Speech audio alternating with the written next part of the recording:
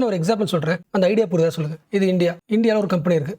இந்த company start பண்ணுறதுக்கு நம்ம இந்தியாவோட பேங்க்கு, அப்புறம் நிறைய ஷேர் ஹோல்டர்ஸ், இந்தியன்ஸ் நிறைய பேர் காசு கொடுத்து உருவான கம்பெனி. பட் திடீர்னு இந்த கம்பெனி என்ன ஆச்சுன்னா திவால் ஆயிடுச்சு, பேங்க்ரப்சி ஆயிடுச்சு. ஸோ பேங்க்ரப்சி ஆன உடனே ஃபர்ஸ்ட் நம்ம என்ன பண்ணணும், இந்த கம்பெனியை இன்சால்வன்சி ப்ராசஸ் பண்ணணும். திவால்லாம் புரிஞ்சா, அதாவது அந்த கம்பெனியில் ரன் பண்ண முடியல, ப்ராஃபிட் வர மாட்டேங்குது, லாஸ்ட்டில் போகுது.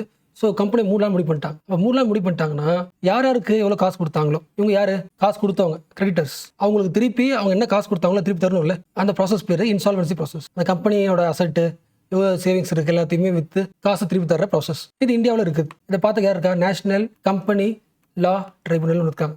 இந்த கம்பெனி பற்றியான இன்சால்வன்சி ப்ராசஸ் பார்த்துப்பாங்க. ஒருவேளை ஒரு இந்தியன் கம்பெனி இந்தியாவில் இல்லாமல் ஃபாரினில் வச்சுக்கலாம். இந்தியன் கம்பெனி தான் ஃபாரினில் இருக்குது. அங்கே ரன் பண்ணுறதுக்கு இந்தியா கிட்ட இருந்து காசு வாங்கியிருக்கு, SBI கிட்ட காசு வாங்கியிருக்கு, திவால் ஆயிடுச்சு. இப்போ இந்த கம்பெனி என்ன பண்ணி ஆகணும், இன்சால்வன்சி பண்ணணும்ல. அதாவது அந்த அசட்டை விற்று யாருக்கு காசு வர வேண்டியது இருக்கு, நம்ம ஊர் மக்கள் காசு வர வேண்டியது இருக்குல்ல. பட் அது வேற கண்ட்ரியில் இருக்குல்ல. அப்போ NCLT என்னது, நேஷனல் கம்பெனி லா ட்ரிபியூனல். அப்போ இந்தியாவில் இந்தியா தானே, இந்தியாவுக்குள்ள ஒரு கம்பெனி இருந்துச்சுன்னா அது என்ன பண்ணணுன்றது முடியாது. அப்போ இது என்னது, இந்தியா விட்டு வெளியே. ஸோ கிராஸ் பார்டரில் ஒரு ப்ராப்ளம்னா, ஒரு கம்பெனி வந்து பேங்க்ரப்சி ஆயிடுச்சுன்னா அந்த இன்சால்வன்சி ப்ராசஸ்க்காக நம்ம இந்தியன்ஸ் காசு கொடுத்துருப்பாங்களா, அவங்க காசை திருப்பி எப்படி அவங்களுக்கு திருப்பி வாங்க வைக்கிறது, அதுக்கு நம்ம ரூல்ஸ் ஒர்க் அவுட் ஆகாது. அதுக்கு நம்ம கிட்ட லா கிடையாது. இந்த சேலஞ்சை பற்றி தான் இன்னைக்கு சென்டர் பேஜில் அந்த பாட்டம் இருக்குல்ல, நான் ஹெட்டிங் படிக்கல, India cross border insolvency legal reform. இப்போ கிராஸ் பார்டரில் ஒரு கம்பெனி இருக்குது, அந்த கம்பெனியை இன்சால்வன்சி ப்ராசஸ் இந்தியா பண்ணணும்னா லீகல் லெவலில் என்ன ரிஃபார்ம் பண்ணணுன்றதுனா ஆர்டிகல். ஸோ கண்டிப்பாக எக்ஸாம் முக்கியம். இதில் பேசப்பட்ட எல்லா ஃபேக்ட்ஸுமே ஹேண்ட் அவுட் லிஸ்ட் பண்ணிட்டேன். ஸோ அது சூப்பராக படிச்சிருங்க. இப்போ நம்ம வந்து அந்த ஹேண்ட் அவுட்டை படிக்கிறதுக்கு பேசிக் ஐடியா இருக்கணும்ல, கான்செப்ட்ஸ் ஒரு பிரஷ் பண்ணலாம். இப்போ அதே எக்ஸாம்பிள் இன்னும் கொஞ்சம் எக்ஸ்பேண்டாக பார்க்கலாம். ஒரு கம்பெனி, இந்த கம்பெனி உருவாகிறதுக்கு SBI காசு கொடுத்துருக்கு, நீங்களும் காசு கொடுத்துருக்கீங்க நிறைய பேர். அந்த காசை வச்சுக்கிட்டு நிறைய கண்ட்ரீஸில் பிரான்ச் ஆரம்பிச்சிட்டாங்க. ஸோ கம்பெனி என்ன ஆகுது, திடீர்னு ஒரு நாள் ஃபினான்ஷியல் ஃபெயிலியர், பேங்க்ரப்சி. அப்போ இந்த கம்பெனி ஆரம்பிச்சதுக்கு காசு கொடுத்தது யாரு, இந்தியாவோட SBI. ஓகேவா, இந்தியாவோட மக்கள். இவங்களுக்கு காசு திரும்பி வரணும்னா ஃபர்ஸ்ட் என்ன பண்ணணும், இந்த எல்லா கம்பெனியும் என்ன பண்ணணும், நம்ம இன்சால்வன்சி ப்ராசஸ் பண்ணணுமா. இப்போ நம்ம ஊரில் அந்த கம்பெனி இருக்குன்னா நம்ம லா என்ன பண்ணும், NCLT இந்த கம்பெனியோட அசட்டு, இந்த கம்பெனியோட காசு எல்லாத்தையும் என்ன பண்ணும், எடுத்து பிரித்து கொடுத்துரும். யாரெல்லாம் கடன் கொடுத்தாங்களோ அவங்க கொடுத்துரும். பட் இப்போ என்ன பண்ணி ஆகணும், நம்ம SBIக்கும் மக்களுக்கும் காசு திருப்பி தரணும்னா மற்ற கண்ட்ரியில் இருக்கிற அந்த பிரான்ச்சை என்ன பண்ணி ஆகணும், நம்ம இன்சால்வன்சி பண்ணணும். இது எல்லாத்தையும் என்ன பண்ணணும், செகண்ட் ஹேண்டில் விற்று, இப்போ என்ன சொல்லுவாங்கன்னா லிக்விடேஷன் சொல்லுவாங்க. இந்த கம்பெனியை யாரை வாங்க வராங்களோ ஏதோ ஒன்று விற்று இந்த காசு வாங்கி நம்ம SBIக்கு மக்களுக்கு தரணும். பட் விற்க முடியாதுல்ல, ஏன்னா அந்த கம்பெனி எங்கே இருக்குது, மற்ற கண்ட்ரியில் இருக்குது. அப்போ அந்த கண்ட்ரியில் தானே அந்த லா இருக்கும், யோசிக்க முடியாதுல்ல.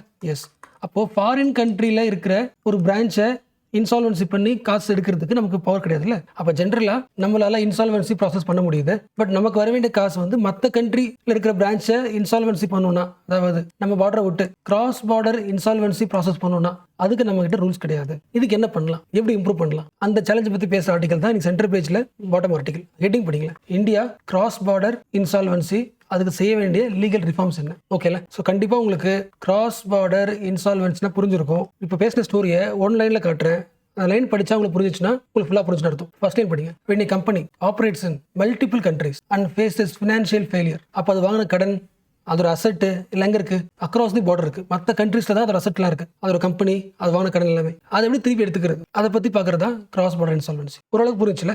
இப்போ சேம் எக்ஸாம்பிள் இன்னொரு ஆங்கிள், நம்ம ஊரில் ஒரு கம்பெனி, இந்த கம்பெனி ஆரம்பிக்கிறதுக்கு USA காரங்க, பிரிட்டன்காரங்க, அதாவது ஃபாரின் கண்ட்ரிஸ், அங்கே இருக்கிற மக்கள், அங்கே இருக்கிற பேங்க் என்ன பண்ணிருக்கு, இவனுக்கு கடன் கொடுத்துருக்கு. பட் இந்த கம்பெனிக்காரன் திவால் ஆகிட்டான். இப்போ USA கார மக்களும் பிரிட்டன் மக்களும் என்ன பண்ணி ஆகணும், அவங்களுக்கு தர வேண்டிய காசு திருப்பி தரணும்ல. இப்போ அவங்க என்ன பண்ணி ஆகணும், இந்தியாவுக்குள்ளே வந்து அந்த கம்பெனி இன்சால்வன்சி பண்ணணும்ல. பட் அந்த கம்பெனி எங்கே இருக்குது, இந்தியாவுக்குள்ளே இருக்குல்ல. அப்போ அந்த பவர் கிடையாது இல்லை. அப்போ மியூச்சுவலாக வச்சுக்கணும். கிராஸ் பார்டர் இன்சால்வன்சினா நாம போய் மற்ற கம்பெனி வெளிநாட்டில் இருந்துச்சுன்னா அங்கிருந்து காசு வாங்குறதும், இல்லை ஃபாரின் கண்ட்ரிஸோ அவங்க அந்த மக்கள் காசு வந்து நம்ம கண்ட்ரியில் இருக்குன்னா வாங்குறது, ரெண்டுமே சம்மந்தப்பட்ட சேலஞ்சஸ். ஸோ உங்களுக்கு ஐடியா புரிஞ்சு போச்சு. இதுக்கப்புறம் ஃபேக்ட்ஸ் பார்க்கலாம். அப்போ இந்தியாவில் முதல் முறையாக இந்த இன்சால்வன்சி ப்ராசஸ் சம்மந்தப்பட்ட ஹிஸ்ட்ரி ஆஃப் ஃபேக்ட் எடுத்தால் எந்தெந்த இயர் ஞாபகம் வச்சுக்கணும். 1840 ஞாபகம் வச்சு வேணா ஹிஸ்ட்ரி தெரிஞ்சுக்கிறோம். 48, 1909, 1920. ஸோ முதல் முறையாக இந்தியாவில் இன்சால்வன்சி லா வந்தது 1848. Indian insolvency act 1848. அப்போ இந்தியாவில் ஒரு கம்பெனி வந்து திவால் ஆயிடுச்சு, அதாவது ஃபினான்ஷியல் ஃபெயிலியர் ஆயிடுச்சுன்னா காசு எப்படி திரட்டுறது, அதை பற்றின சிம்பிள் லா 1848 போட்டுடலாம். அந்த சேம் லாவை இன்னும் கொஞ்சம் இம்ப்ரூவ் ஆக்கி சில முக்கியமான ஏரியாஸில் மட்டும் பிரசிடென்சி டவுன்ஸ், முக்கியமான டவுனில் presidency towns insolvency act, Calcutta, Bombay, Madras, இந்த டவுனில் ஒரு கம்பெனி இன்சால்வன்சி பண்ணணும்னா இந்த ரூல்ஸ். இப்போ அடுத்த லெவல் இன்னும் கொஞ்சம் சிட்டியை விட்டு வெளியே இருக்கிற rural region, small places, small town, rural region, இங்கே இன்சால்வன்சி பண்ணணும்னா 1920 act, provincial insolvency act. So first வந்து இந்தியன் இன்சால்வன்சி வந்துருக்கு, அப்புறம் வந்து பிரசிடென்சிக்குன்னு தனி ஒரு ஆக்ட், அப்புறம் அந்த டவுன்ஸ் தவிர்த்துட்டு ஃபுல்லாக இருக்கிற ஃபுல் ஸ்டேட்டுக்குமே ப்ரொவின்ஷியல் ஃபுல்லாகவே ப்ரொவின்ஷியல் இன்சால்வன்சி ஆக்ட். அப்போ எல்லாமே என்னது, அந்த டவுனில் இருந்தீங்கன்னா இல்லை இந்த ப்ரொவின்ஷியல் இருந்தீங்களா அந்த ஸ்டேட்டில் இருந்தீங்கன்னா பண்ணிக்கலாம். இதை பற்றி பேசல. லண்டனில் ஒரு கம்பெனி இருக்குது, அந்த கம்பெனி காசு கொடுத்தது இந்தியன் அப்படின்னா லண்டனில் திவாலான கம்பெனிக்கு கிட்ட காசு வாங்கி இந்தியனுக்கு தர முடியாது. கிராஸ் பார்டர் கிடையாது. ஓகேவா, இது பேசிக் ஃபேக்ட். ஸோ இண்டிபெண்டன்ஸ் ஆனதுக்கப்புறமும் இந்த ஆக்ட் என்ன பண்ணல, நம்ம சேஞ்ச் பண்ணல. 1964 இதுக்கு முன்னாடி வரைக்கும் பார்த்தோம், இண்டிபெண்டன்ஸ் முன்னாடி பார்த்தோம், இப்போ ஆஃப்டர் இண்டிபெண்டன்ஸ். ஸோ 1964 லா கமிஷன், தேர்ட் லா கமிஷன். இந்தியாவில் எல்லா லாஸும் ஓல்டாக இருக்குது, பிரிட்டிஷ் காலத்தில் போடப்பட்ட லாவாக இருக்குது, அதை எல்லாத்தையும் மாடர்னைஸ் பண்ணணும் அப்படி சொல்லும்போது இந்த லாவும் அதில் வந்துச்சு. அதனால பார்க்குறோம். பட் இந்த கமிஷன் கொடுத்த ரிப்போர்ட் இருக்குல்ல, அது 26வது ரிப்போர்ட். அது நம்பர் தேவையில்லை. இந்த ரிப்போர்ட் கொடுத்தது அப்படின்னா இருக்குது, டிலே தான் ஆச்சு. எப்போ வரைக்கும், 1990s வரைக்கும். 1990க்கு அப்புறம் தான் இந்த கிராஸ் பார்டர் பற்றி பேச ஆரம்பிக்கிறேன். என்ன ரீசன், 1990க்கு அப்புறம் தான் இந்தியாவுக்குள்ள என்ன வருது, குளோபலைசேஷன்.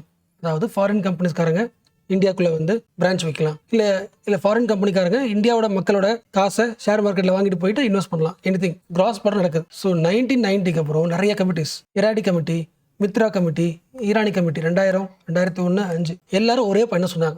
நேஷனல் லெவலில் லா போடுறது எல்லா கண்ட்ரிஸுக்கும் பொருந்தாது. அப்போ ஆல்ரெடி இன்டர்நேஷனல் லெவலில் இந்த லா இருக்குது. அதாவது எல்லா கண்ட்ரியும் கிராஸ் பார்டரில் இன்சால்வன்சி பண்ணணும்னா என்ன ரூல்ஸ் ஃபாலோ பண்ணலாம்.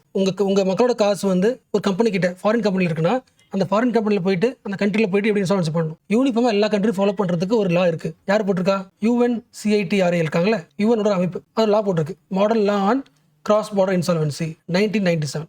இந்த லாவை இந்தியா அடாப்ட் பண்ணிக்கணும்னு சொல்லியிருக்கு. ஸோ இது ஒரு ஸ்டெப். பட் ஆக்சுவலாக இந்த 2000 டைமில் பார்க்குறோம்ல, இந்த கமிட்டி ரிப்போர்ட் வந்துச்சுல, அந்த டைமில் ஆக்சுவலாக இந்தியாவிலே லா என்ன கிடையாது, இன்னும் அந்த பழைய தானே பார்த்தோம், ஓல்டு லாஸ் தானே, நியூ லா கிடையாது. இல்லை, அதாவது இந்தியாவுக்குள்ளே ஒரு கம்பெனி வந்து இன்சால்வன்சி ஆயிடுச்சு, பேங்க்ரப்சி ஆயிடுச்சுன்னா இன்சால்வன்சி எப்படி பண்ணுன்ற லாலாம் ஓல்டு லா தான், பிரிட்டிஷ் லா தான். ஃபர்ஸ்ட்டு இந்தியாவுக்குள்ளே இருக்க சரி பண்ணுவோம்ல, நியூ லா கொண்டு வராங்க. இன்சால்வன்சி பேங்க்ரப்சி கோட் IBC 2016 கொண்டு வராங்க. இப்போ டொமஸ்டிக் லெவலில் ஒரு இன்சால்வன்சி பண்ணணும்னா இந்த ஆக்ட் என்ன பண்ணுது, இந்த கோட் என்ன பண்ணுது, ரூல்ஸ் ஹெல்ப்ஃபுல்லாக இருக்குது. ஸோ ஃபர்ஸ்ட் டைம் டொமஸ்டிக் லெவலில் ஒரு கம்பெனி வந்து திவால் ஆயிடுச்சுன்னா ரொம்ப ஃபாஸ்ட்டாக அதோட அசட்டு அதோட கடன்லாம் சீக்கிரமாக சரி பண்ணுறதுக்கான ஒரு ப்ராசஸ் உருவாக்கியாச்சு. இந்த கோடு உருவாக்கும் போது நிறைய கமிட்டி ரெக்கமெண்ட் பண்ணிருக்கல, அதனால 2 செக்ஷன் 234, செக்ஷன் 234 அண்ட் 235, இந்த 2 செக்ஷனும் கிராஸ் பார்டர் இன்சால்வன்சி பேசுது. பட் இந்த செக்ஷனை வந்து ரியாலிட்டியில் என்ன பண்ணல, என்ஃபோர்ஸ் பண்ணல, இம்ப்ளிமெண்ட் பண்ணல. இது ஒரு சேலஞ்ச். ஓகேவா, ஒரு சர்க்கிள் ரிலீஸ் பண்ணி இந்த செக்ஷன் என்ன பண்ண நம்ம அஃபிஷியலாக இம்ப்ளிமெண்ட் பண்ணும். அந்த டிலேயிங் ப்ராசஸ் இருக்கு. ஸோ ஃபர்ஸ்ட் செக்ஷன் இருக்குல்ல, 234 சொல்லுது,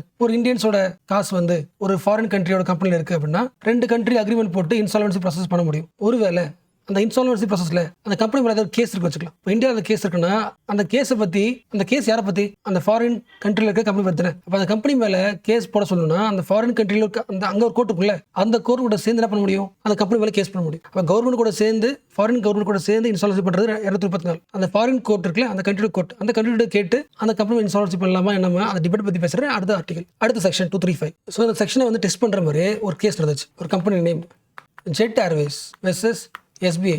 எனக்கு புரிஞ்சா, ஜெட் ஏர்வேஸ் கம்பெனிக்கு SBI காசு கொடுத்துருக்கு. இன்சால்வன்சி பண்றதுல பிரச்சனை இருந்துச்சு, அதனால கோர்ட்ல கேஸ் போடுறாங்க. கோர்ட் வந்து இந்த கேஸ் ஹேண்டில் பண்ணும்போது 2 விஷயம் சொல்லுது. ஃபர்ஸ்ட் பாயிண்ட் என்ன சொல்ற புரிஞ்சா, IBC கொண்டு வந்தாச்சு. அந்த IBCல 2 செக்ஷன் இருக்கு. 2 செக்ஷன் கிராஸ் பார்டர் இன்சால்வன்சி பண்றதுக்கு கவர்மெண்ட் பேசிக்கலாம், அக்ரிமெண்ட் போட்டுக்கலாம், அந்த ஃபாரின் கோர்ட் பேசிக்கலாம் சொல்லியாச்சு. இவ்வளவு விஷயங்கள் இருந்தும் ரியாலிட்டியில் ஒரு இன்சால்வன்சி நடந்துச்சுன்னா ஒர்க் அவுட் ஆக செக் பண்ணா இன்சால்வன்சி பண்ண ட்ரை பண்ணுறாங்க, பட் ஒர்க் அவுட் ஆகல. அப்போ ஜெட் ஏர்வேஸ் மேலே கேஸ் போடுறோம். நம்ம கோர்ட் என்ன பண்ணுதுன்னா அந்த கேஸ் விசாரிக்கும் போது 2 விஷயம் சொல்லுது. ஜெட் ஏர்வேஸ் எங்கே இருக்கு, நெதர்லாண்டில் இருக்கிற அந்த கம்பெனி என்ன பண்ணாம இன்சால்வன்சி பண்ணணும். ஓகேவா, அப்போ செக்ஷன் 234 படி இந்தியன் கவர்மெண்ட் என்ன பண்ணணும், ஃபர்ஸ்ட் நெதர்லாண்டு கூட ஒரு ஃபார்மல் அக்ரிமெண்ட் போடணும். Reciprocal agreement. அதாவது 2 கண்ட்ரி என்ன பண்ணிக்கலாம், ரெசிபோக்கலா உங்களுக்கு தேவைன்னா இன்சால்வன்சி பண்ணிக்கலாம், இல்லை எங்களுக்கு தேவை நாங்கள் பண்ணிக்கலாம், இன்சால்வன்சி பண்ணிக்கலாம். ஒரு அக்ரிமெண்ட்டை இந்த செக்ஷன் பேஸ் பண்ணி போடவே இல்லை. செக்ஷன் இருக்கு, அந்த செக்ஷனை பேஸ் பண்ணி கண்ட்ரிஸ்குள்ள நீங்கள் அக்ரிமெண்ட் போடல. அக்ரிமெண்ட் போடாத போது எப்படி கோர்ட்டை வந்து விசாரிக்க முடியும்? ஒன்று. ரெண்டாவது, ஃபர்ஸ்ட் ஒன்று பாயிண்ட், செக்ஷன் 234 235 2 செக்ஷனுமே லீகலி ஒன்றும் என்ஃபோர்ஸ் பண்ணப்படலை. அதாவது கவர்மெண்ட் அதை பற்றி எந்த நோட்டிஃபிகேஷனும் இது வரைக்கும் ரிலீஸ் பண்ணல. நோட்டிஃபிகேஷன் ரிலீஸ் பண்ணாத போது ஒரு கோர்ட்டுக்கு இப்படி விசாரிக்கிறதுக்கு உரிமை இருக்கும். 2 சேலஞ்ச் இருக்குது. ஃபர்ஸ்ட் கவர்மெண்ட் பண்ண வேண்டியது இன்சால்வன்சியை வந்து த்ரூ அவுட் தி எல்லா கண்ட்ரிஸ்குள்ளேயும் பண்ணணும்னா ஒவ்வொரு கண்ட்ரி என்ன பண்ணியாகணும், அக்ரிமெண்ட் பண்ணணும் செக்ஷன் படி. ரெண்டாவது, நோட்டிஃபை பண்ணணும் 2 செக்ஷனையும். 2 பண்ணல. ஸோ ஓரளவுக்கு ப்ராப்ளம் வந்துச்சுல. இந்த ப்ராப்ளம் அட்ரஸ் பண்ணுறதுக்கு 2 committee, insolvency law committee, cross border insolvency committee. இவங்க எல்லாரும் சொன்னது ஒரே ஒன்று தான். ஃபர்ஸ்ட் பார்த்தோம்ல, யுனைடெட் நேஷனோட பாடியோட model law on cross border insolvency. இந்த லாவை இந்தியன் கவர்மெண்ட் என்ன பண்ணிக்கணும், அடாப்ட் பண்ணிக்கணும். ஓகே சொல்லணும். அடாப்ட் பண்ணிக்கிட்டா ரொம்ப ஈஸி. எல்லா கண்ட்ரிக்கும் என்ன பண்ணிக்கலாம், தேவையில்ல அக்ரிமெண்ட் பண்ண அவசியமே இல்லை. ஆட்டோமேட்டிக்காக அந்த ரூல்ஸ் அப்ளை ஆகும். ஈஸியஸ்ட் வழி சொல்கிறாங்க. என்ன சொல்கிற புரிஞ்சா, United Nation Commission on International Trade Law, United Nation Commission on International Trade Law. இது ஆல்ரெடி கிராஸ் பார்டர் இன்சால்வன்ஸுக்கு என்ன ப்ராசஸ் ஃபாலோ பண்ணலாம் எல்லா கண்ட்ரியும் அப்படின்னு ப்ரொசீஜரை ரொம்ப சிம்பிளிஃபை பண்ணிடுச்சு. அந்த சிம்பிளிஃபைட் ப்ரொசீஜரை இந்தியா என்ன பண்ணிக்கணும், அடாப்ட் பண்ணிக்கணும். ஆல்ரெடி 50+ கண்ட்ரிஸ் என்ன பண்ணிட்டாங்க, இந்த ரூல்ஸை அக்செப்ட் பண்ணிக்கிட்டாங்க. இப்போ கூட பார்லிமெண்ட்ரி ஸ்டாண்டிங் கமிட்டி 2024 அகைன் சொல்லியிருக்கு, UNCITRAL இந்த குரூப்போட இந்த லாவை அடாப்ட் பண்ணிக்கன்னு சொல்லிட்டு பார்லிமெண்ட்ரி கமிட்டி மறுபடியும் ரீட்ரீட் பண்ணியிருக்கு 2024. ஸோ இந்தியா என்ன பண்ணணும், முடிஞ்ச அளவுக்கு அந்த லாவை UNCITRAL சொன்ன லாவை என்ன பண்ணணும், அடாப்ட் பண்ணணும்ல. ஸோ இதை ரீசெண்ட் அப்டேட் இன்னும் சில நிறைய எக்ஸ்ட்ரா ஃபேக்ட்ஸ் நான் வந்து இந்த ஸ்டோரியில் மிஸ் பண்ணிட்டேன். அது ஹேண்ட் அவுட்டில் இருக்குது, விஷயம் பண்ணுறது.